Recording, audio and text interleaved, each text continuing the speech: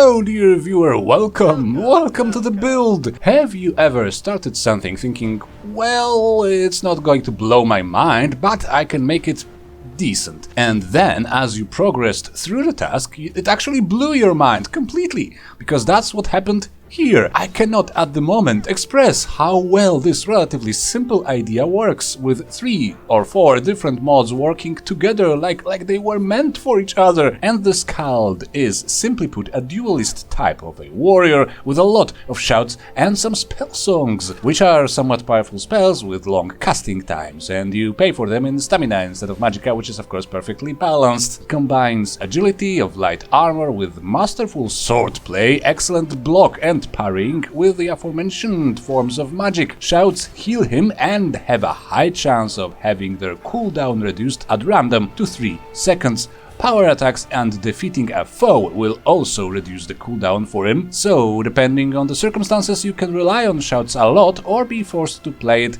like a pure duelist warrior. This is on purpose. Almost no constant shout cooldown reduction was used, only the blessing of Talos, as it is his chosen deity. He is a proper Skyrim Nordic Nord with strong affinity towards Talos and at least some sympathy to the Stormcloaks. He wants to see Skyrim great and free and travels the land constantly, looking for inspiration for his songs, some adventure and mercenary work, and most importantly for bits of ancient wisdom. A traveling warrior poet, at times nostalgic and romantic, at other times really eager to cut some Draugr in half and generally prone to anger. In his many travels and studies, he harnessed the wisdom of dragons and of the poetic Edda, eventually allowing him to perform amazing feats of magic and art. All that while still being capable of some honest goodness, old-fashioned ass-kicking. What do we need to portray such a character? Well, a few mods. Sadly, they all contribute a lot to the final combat style. Sorry, vanilla players, but it is what it is.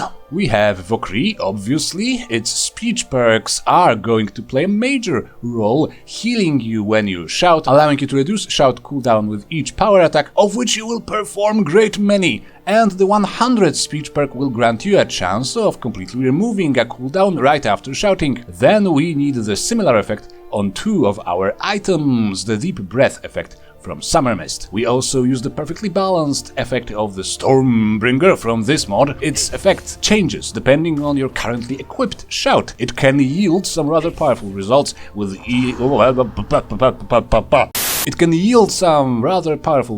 with Ice Form or Marked for Death.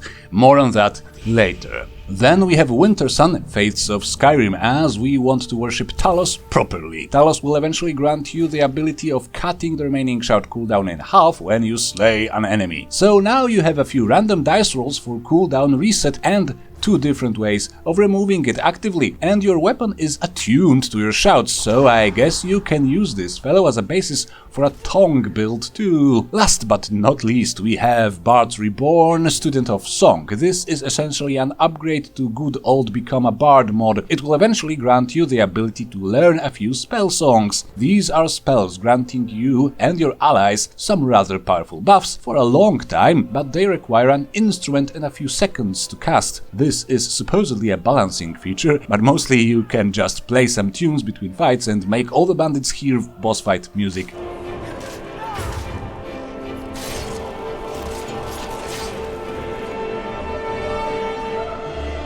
For the looks, we have realistic armors by Nordwar. It's steel scaled armor that you can craft with the advanced armor perk. It's neat and realistic, as the name suggests. The race is a Nord, mainly for roleplay and fluff, but the innate Nordic frost resistance will protect your stamina against frost spells and effects, and stamina is crucial. You want to be able to power attack ceaselessly. Power attacks make your cooldown timer, as mentioned, much shorter, and with the duelist combat style it is paramount that you trigger power attack perks as often as possible. The attribute spread is therefore 50-50 health to stamina. On lower difficulty levels you could probably get a bit more stamina even, and the Standing Stone is the lady for some extra stamina regeneration. Obviously Atronach and Lord would also be nice choices, especially that we don't have much in terms of constant magic protection. We will get some of it later in the game through Spellsongs, and we will use Become Ethereal to negate dragon breath attacks and such, but Atronach would possibly make the early game easier.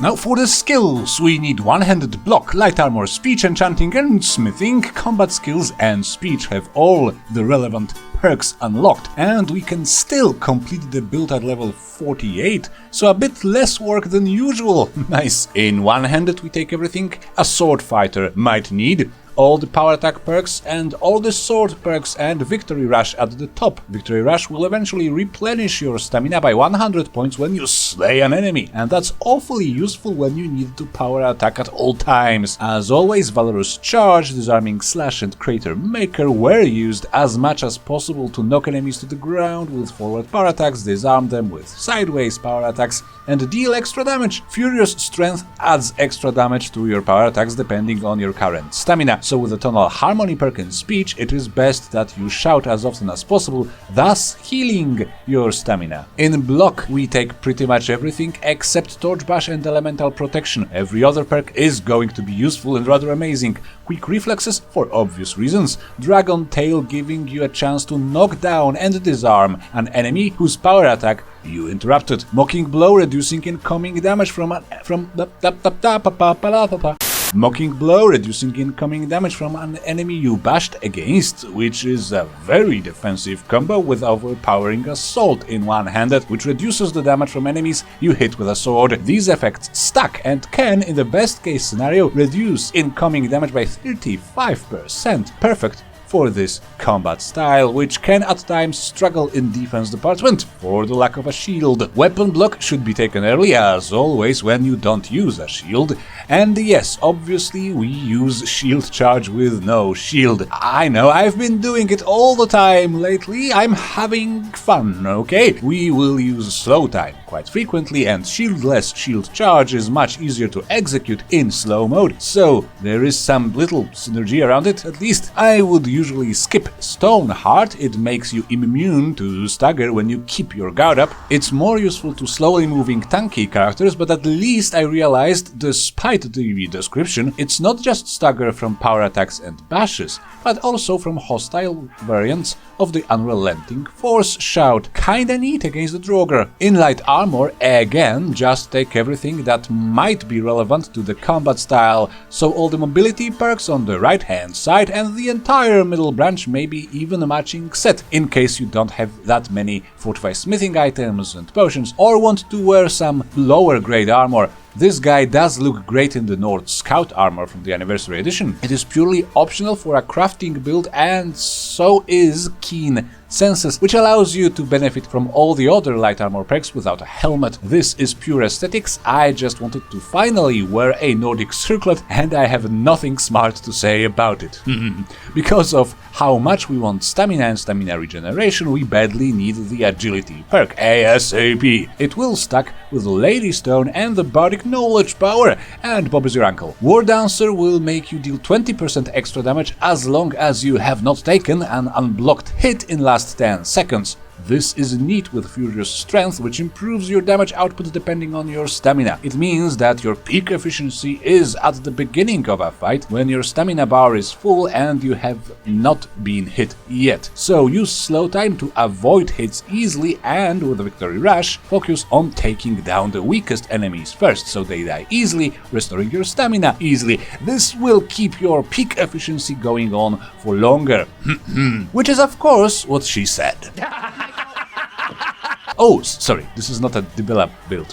What was I thinking? Anyway, you will also run real fast with both Windrunner and Untouchable, and you should sprint often, because Evasive Sprint will cut incoming attack damage in half, and then, as you approach an enemy, you can raise block to try a shield charge knockout, or simply power attack for extra damage and a chance for another type of knockout. In speech, we go for all the shout enhancing perks. That includes SKALD, which makes your power attacks reduce your current shout cooldown, Tonal Harmony, which heals all your attributes a bit each time you shout, and the Vazulan, which gives you a 1 in 4 chance to immediately finish the current cooldown, which, as mentioned, goes very well with the Deep Breath enchantment. Tonal Harmony is one of the reasons why we don't use that many cooldown reduction effects, just the blessing early on, maybe to mid-game, before the loadout is complete. The perk heals you by the amount equal to shout cooldown in seconds, which means shouts like Storm Call, which have very long cooldown timers, will be an excellent replacement for restoration spells and potions. So we use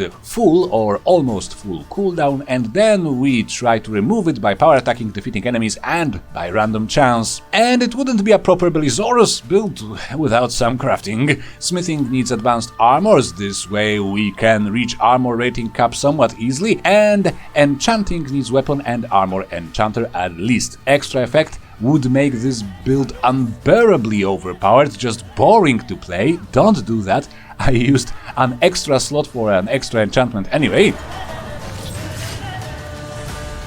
So let's talk about the gear then. The final set will be handmade entirely because capturing souls and making stuff out of them is almost like making music if you don't think about it.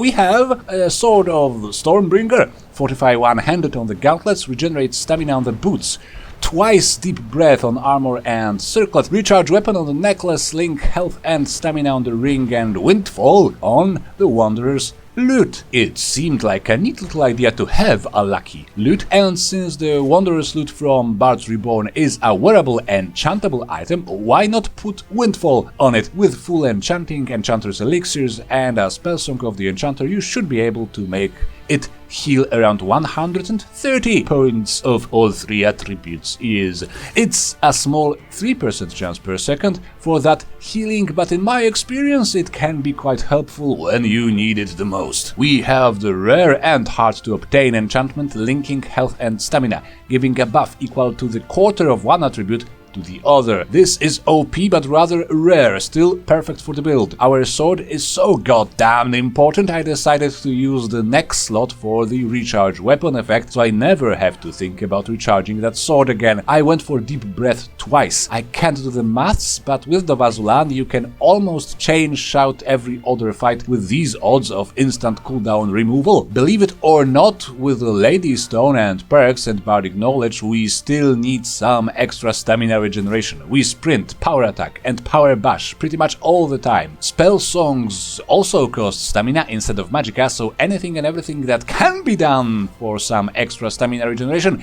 should be done. But the sword is what makes it even more fun, because with the Stormbringer effect it will do different things depending on your currently selected shout. Only a few shouts are eligible, but they are all useful. With marked for death, your sword will reduce enemy armor rating and deal some damage over time. With Unrelenting Force selected, you will stagger your targets with each hit, but Ice Form is the one I find most useful. It's basically like paralysis with some DOT. It won't trigger with each hit, but definitely often enough to turn the tide of any battle. So with all your power attack effects, your shield charge, your overall movement speed, your stamina regeneration and frequent shouting, you will often win a fight before anybody has a chance to react to your presence. Enemies will be disarmed, flying away, and frozen solid pretty much all the time. But we also need to talk about shouts and spell songs. I tried to avoid standard spells, it seemed more immersive this way. Very early on, a few basic illusion spells could prove useful and appropriate, but I would advise you to get to the Bard's College soon and work on your Bard skill by performing in the tavern a lot. This way you will get access to the more advanced spell songs. Pretty much each and any spell song available in Bards Reborn is going to be useful, but here are the ones most frequently used. If you don't have the time or patience or stamina to cast a few of them in a row between fights, use at least the Spellsong of Vigor. It will grant yet another stamina regeneration, and yes, you still need more. Later on, at Bard skill level 60, the Spellsong of the Warrior will be your other must cast. It fortifies all combat skills and the attack speed, which is a rather rare and powerful effect, mighty useful with all those power attack perks. Another useful one is the Spellsong of Resilience. It grants you 30% resistance to all elements. With Spellsong of Endurance, you will also get 35% magic resistance, which means with both these Spellsongs active, you should be just about resistant enough to face most spellcasters. Against high-level dragons, I would still advise to use one word of Become Ethereal, time it with their breath attacks, and Bob is your uncle. As you build up your stamina regeneration, it becomes easier and easier to use a lot of spell songs in between fights, so try to get into a habit of doing that. The spell song of Falling Stars is basically the Alduin Shout, and the Song of Storms is a zero cooldown version of Storm Call Shout. I don't think you should be able to pay for these things with stamina, the attribute that is the easiest to regenerate, but here you go, it's the mod maker's decision. You may need to remember to use the Bardic Knowledge power too if you plan on visiting Solstheim. And for the thematic reasons, I often went with a follower. Most spell songs buff them as well as yourself, and so does the Bardic Knowledge power, so why waste it? Anyway, here we go, very much a decent duelist warrior, very much a tonk with flexible and powerful Thulum at his disposal. Each combat is fast-paced, and I personally find going with a single one-handed weapon with all the block and one-handed perks, I find it rather satisfying, you know. Every block perk and all the power attack perks come into play quite frequently. Single enemies are almost completely helpless and staggered, or in this case frozen, cursed, disarmed and staggered. It takes a bit of time to learn to handle the Stormbringer enchantment properly, because you may want to switch between selected shouts a lot. With mouse and keyboard you will feel like a complete Skyrim virtuoso, just constantly hitting various hotkeys and creating all the different effects, but once you get the hang of it, it's pure poetry, pure epic poetry. At any rate, this video is now over and we shall see each other again. Leave a like, subscribe for more, comment, and of course give me money if you can, please. Where's the money, Lebowski? I have a subscribe star thing, and there is the super thanks button down there. Have fun and bye-bye.